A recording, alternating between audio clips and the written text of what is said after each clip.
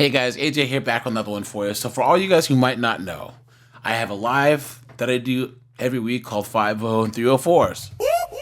That's the sound of the police. Right? And that's dedicated to all these 304s being drunk, acting stupid, and getting body slammed by the cops, right?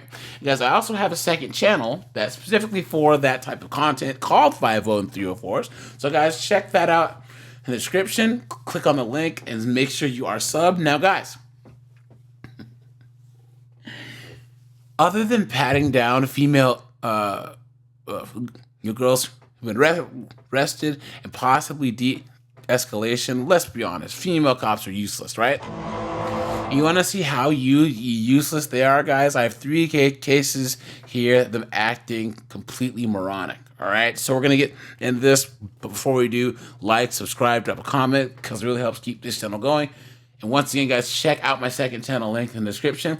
Check out the playlist at the end, guys, and let's get into this. Officers had new tonight at 11. 2 Detroit police officers have been charged with felony home invasion after breaking into the home of another police officer in Macomb County. Kelly Vaughn has been following this story, and she joins us in studio tonight with the details. This seems like a very unusual case. Yeah, that's exactly what prosecutors say. So the county prosecutor says 3 women, 2 of whom are police officers, are facing charges for allegedly breaking into the Roseville home of another officer and destroying things in his home, as well as stealing his property. Now the women are each facing 15-year felony charges for second-degree home invasion. That's along with other charges. Now the allegations are that on April 11th, 29-year-old Detroit police officer Brianna Cabano. Of course, Detroit, right? And guys, how much you want to bet homeboy was smashing both these chicks, just shooting up the club, and he broke it off with both of them.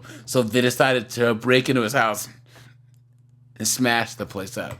21-year-old officer Dana Sears, and then a third woman, Colleen Compton, who is not a police officer, broke into the home of the other Detroit police officer. Now, Macomb County prosecutor Peter Lucido says no one is above the law. The best word I can describe it is, it starts to violate that which we've all learned, which is police officers are supposed to serve and protect, but in this case, they're charged in a case, and now they have to deal with their own internal, which is the Detroit Police Department.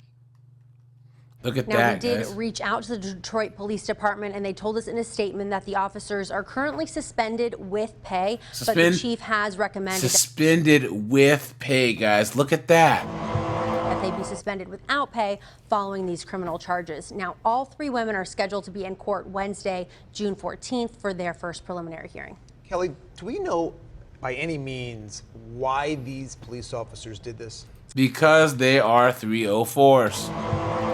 No, not yet. That information wasn't revealed by the prosecutors, and police aren't talking about that yet at this point, but that's something we'll learn more in the probable cause hearing when they present that information to the judge, and then he decides if they have enough to move forward, enough evidence to move forward, or they can decide to throw out the case. So we'll be learning more details then. All right, Kelly, thank you. And you guys know that the officers are going to get a slap on the wrist, right? But the chick who wasn't a cop, she's cooked, man. And now here we have another case of a chick, a female cop who just decides to tase a guy who's already handcuffed. Stand up.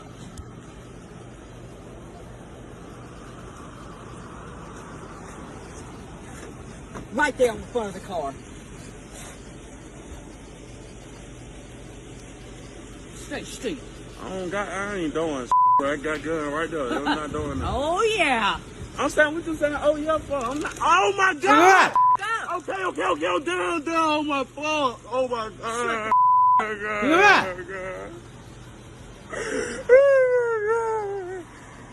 Look at that smile on her face. Look at that, guys. Look at that, guys. Look at that.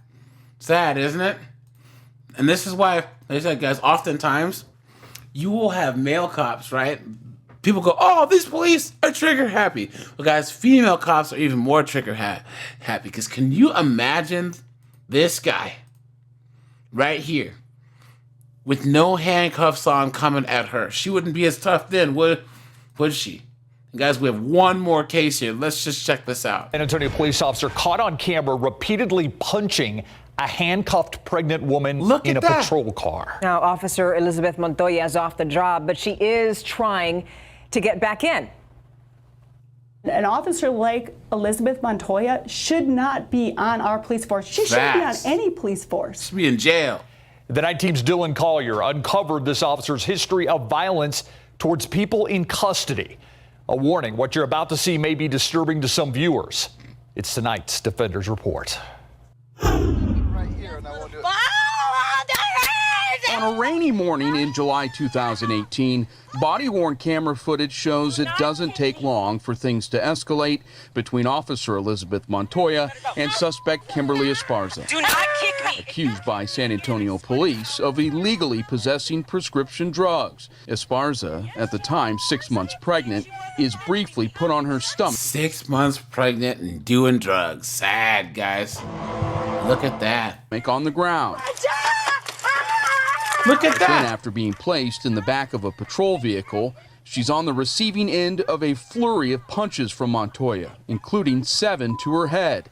After a barefoot Esparza is put on the ground in a downpour, Montoya claims she reacted after being kicked by the suspect. I was going to punch her in her side because that's what I normally do. Termination paperwork for Montoya would later reveal that Esparza was left on the ground for 26 minutes.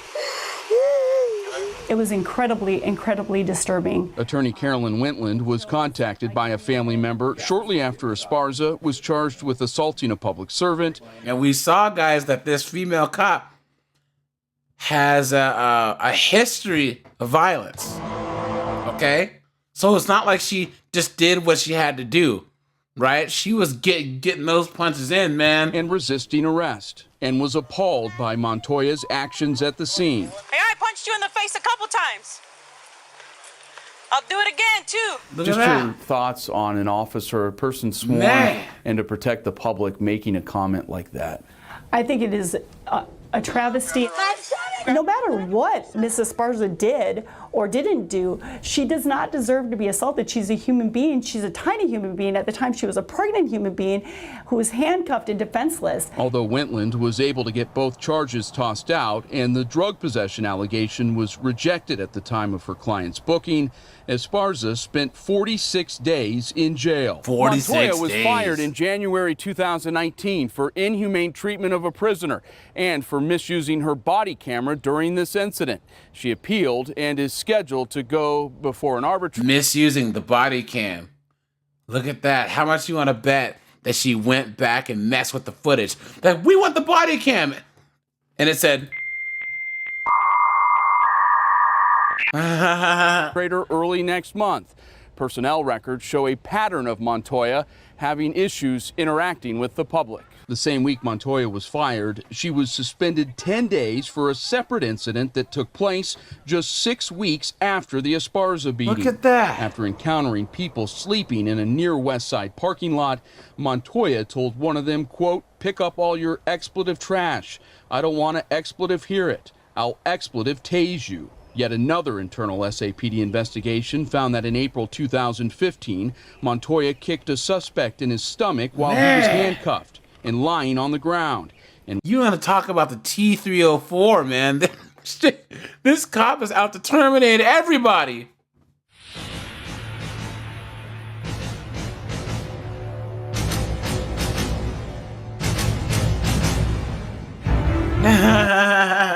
was observed putting her foot onto the man's neck. After the department proposed suspending Montoya 10 days, then interim police chief Anthony Trevino reduced it to 5 days. Of course, I think that the fact that Officer Montoya ever became an officer, I'm not sure why she became an officer. For the defenders, she's fine, she's faking it. Dylan Collier, KSAT 12 News.